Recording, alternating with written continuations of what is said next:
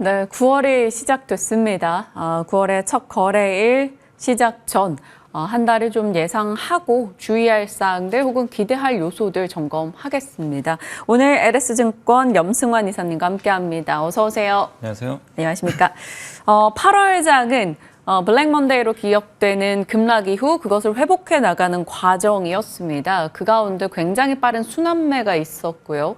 반도체나 코스닥의 뚝심 있는 하락 이런 흐름이 기억에 남습니다. 8월 어떻게 복귀하세요, 이사님은? 방금 이제 마지막 말씀하신 참 코스닥이 참 너무 아픈 것 같아요. 네, 그러니까 올해 보니까 코스닥이 전 세계 주요국 중에 그 꼴찌더라고요. 수익률이 마이너스 11% 하락을 했으니까 8월도 너무 부진했고, 근데 이게 좀 하루 이틀 문제가 아니다 보니까 좀 아쉬운 상황인데, 근데 어쨌든 이제 8월을 보면 미국의 경기 침체 논란이 좀 한 번 있었죠. 그래서 지금 시장의 관심이 사실은 계속 그 전에 이제 물가에 중점이 있었다면 이제는 확실히 경기로 다 넘어간 것 같아요. 그래서 물가 걱정보다는 이제는 경기가 중요해졌다. 연준 의장도 이런 부분에 대해서 발언을 했기 때문에 결국 앞으로의 시장 흐름은 우리가 8월을 보면서 느낄 수 있는 건 9월도 역시 경제 지표가 좋게 나오는 게 역시 주식시장이 중요할 것 같고요. 그 다음에 이제 엔화랑 달러가 이제 방향을 바꿨던 것도 되게 특징적인 것 같아요. 그래서 한번 사실 블랙 먼데이도 저는 이제 엔캐리 트레이드 청산이 되게 컸다고 좀 생각을 하고 있기 때문에 엔화 강세가 좀 갑자기 너무 급격하게 좀 이제 이어지다 보니까 그 부분에서 청산이 이루어졌는데, 다행히 이제 월 후반부로 갈수록은 엔화 강세나 달러 약세도 좀 진정이 되면서 변동성이 좀 줄어들었습니다. 그러나 이것도 분명한 건 뭐냐면 우리가 8월에 느낄 수 있는 건 아까 물가에서 경기로 관심이 넘어간 것처럼 미국과 일본의 통화 정책의 방향도 이제 바뀌기 시작을 하거든요. 그래서 엔화 강세나 달러 약세를 그냥 일시적으로만 보긴 좀 어려울 것 같아요. 좀 구조적으로 나올 수 있는 부분도 고민이 필요하고, 그다음에 아까 말씀드렸지만 우리나라 그 코스닥의 침체가 여전히 좀 지속되고 있고, 물론 여러 이유들은 있는 것 같아요. 근데 어쨌든 코스닥의 개인 투자분들의 관심들이 많이 떨어져 있고, 또 거기에 반도체 기업들의 주가가 이 기업의 실적과 정반대로 주가는 너무 부진했던 것 같아요, 반도체 기업들이. 그래서 이런 이제 그 국내만의 또 요인들이 좀 작용을 하면서 8월은 정말 뭐 출발부터 안 좋았지만 마무리도 미국은 좋았는데 한국은 좀 뭔가 좀 마무리가 좀 잘 안 된 그런 좀 느낌인 그러니까 한 달이었던 것 같습니다. 네. 그러면 이제는 9월이니까요. 앞으로가 어떤지 중요할 것 같습니다. 뭐 굵직굵직한 이벤트 등은 거의 다 지나갔는데 돌아서니 또 새 이벤트가 있네요. 추석 다녀오면 저희 FOMC랑 BOJ도 있고요.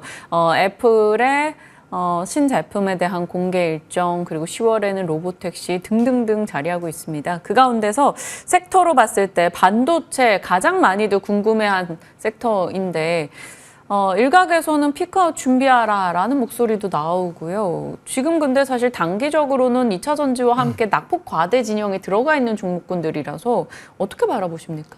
가격을 보면 너무 여기서 뭐 빠지는 거 걱정할 필요는 없는 것 같은데, 근데 주가라는 거는 이렇게 급락하고 나서 올라갈 때 보면 뭔가 새로운 모멘텀이 나오긴 해야 되는데 그게 사실 마땅한 게 없죠. 왜냐하면 지금 엔비디아 이벤트도 끝나버렸고, 뭐 이유가 어찌됐건 결론적으로 좀 안 좋게 끝이 났지만 그래도 AI가 끝났다고 좀 보기는 어렵지만 이게 어쨌든 모멘텀은 아니잖아요. 그렇기 때문에 반도체 지금 도움이 될 만한 뉴스는 아니었고, 또 마이크론의 실적 발표는 9월 26일 날 있어요. 그러니까 한 달 정도 남았기 때문에 좀 시간이 필요하죠. 그러면 그 안에서 좀 재료 공백 상태거든요, 약간은. 그래서 이 삼성전자뿐만 아니라 뭐 하이닉스, 반도체 소부장들이 좀 당분간은 오르고 내리고 좀 부침은 좀 있지 않을까. 그래서 뭐 더 하락한다 이거보다도 좀 바닥을 다지는 그런 흐름으로 보고 있고, 다만 이제 모건 스탠리가 이번에 뭐 반도체 고점을 또 준비해야 된다라는 보고서를 하나 냈잖아요. 근데 그게 지금 고점이라는 게 아니라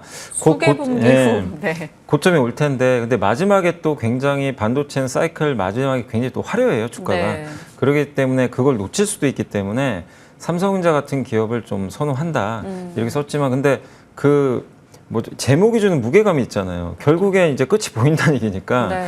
이제 그런 것 때문에 또 외국인들의 시각도 좀 변할 수도 있는 거거든요. 실제 외국인들이 지금 주식을 많이 팔고 있어요, 이 반도체 쪽에 대해서.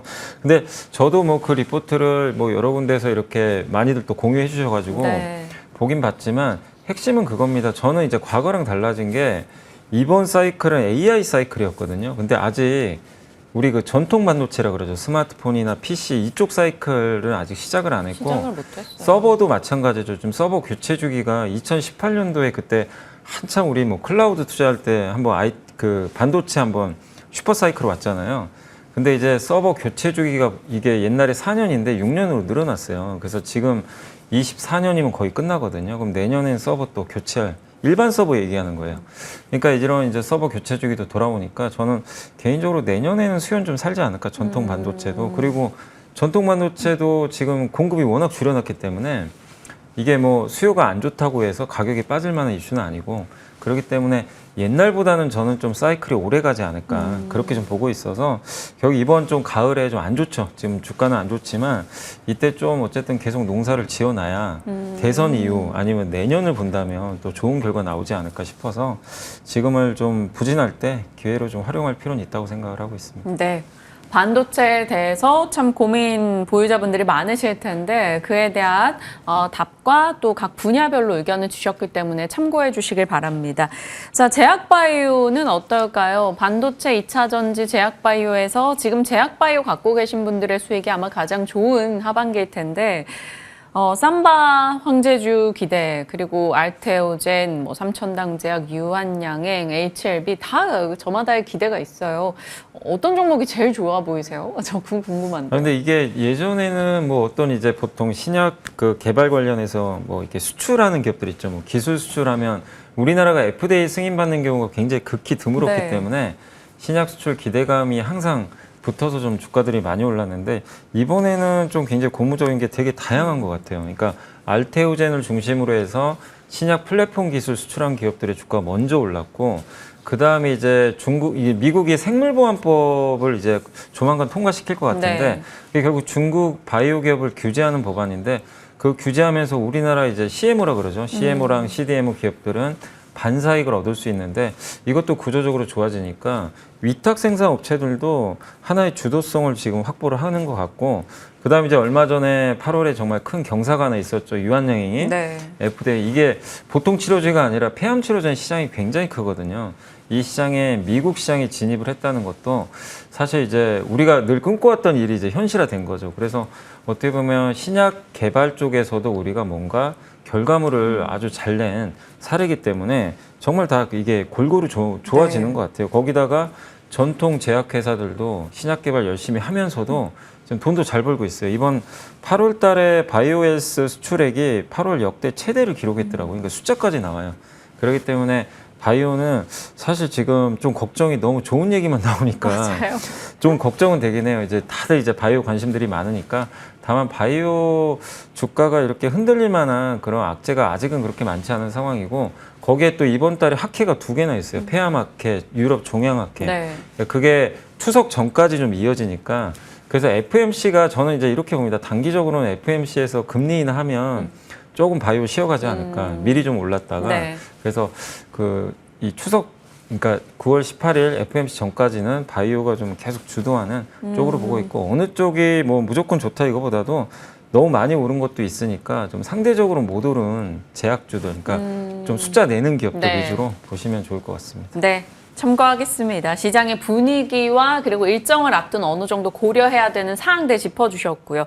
시장에서는 이제 반도체와 같은 주도 섹터가 좀 주춤하니까 그 외에서도 계속 아이디어를 찾고자 하는데 그중 하나가 또 밸류업 관련해서 관심이 높아지고 있다는 겁니다. 9월은 또 밸류업 지수 그리고 12월 ETF 뭐 여러 가지 모멘텀 등이 있기 때문인데요. 밸류업 관련해서는 지금 포트에 좀 한 자리 넣어놔도 될까요? 그러니까 뭐 밸류업 그 지수에 어느 기업이 들어갈지 사실 알 수는 없지만 이제 우리가 보통 이제 연말까지 생각한다면 보통 이제 밸류업 하면 고배당 주들을 많이 또 거론을 네. 하거든요. 그래서 저는 밸류업도 밸류업인데 이 금리 인하도 이제 시작이 되기 때문에 고배당 기업들 한번 보시면 어떨까 싶고 최근에 가장 눈에 띄었던 기업이 이건 이미 올라갔으니까요. 그 KTNG가 제일 눈에 띄었거든요. 근데 이 기업 아시지만 원래 배당 많이 주기로 유명한데 이 방경만 사장도 굉장히 주주 좀 친화에 좀 관심이 많았고 거기에 또 공기업입니다. 그러다 보니까 이제 밸류업 취지에 또 맞는 스토리가 좀 이어지면서 주가가 최근에 급등을 했거든요. 그래서 저는 이제 그런 스타일의 기업들 한번 찾아보시면 좋을 것 같아요. 그러니까 공기업이면 더 좋아요. 사실 이제 왜냐하면 정부가 밸류업을 추진하고 있기 때문에 근데 한국전력이 밸류업하기는 좀 쉽지 않아요. 왜냐하면 네. 아직은 좀 실적이 그렇게 좋지는 않은데 공기업 중에서 현금 흐름 좋고 실적 좋은데 배당 많이 주는 기업들이 있다면 저는 그게 좀 가장 우선순위가 되지 않을까. 물론 주가가 좀 KTN이 좀 너무 오르면 못하죠.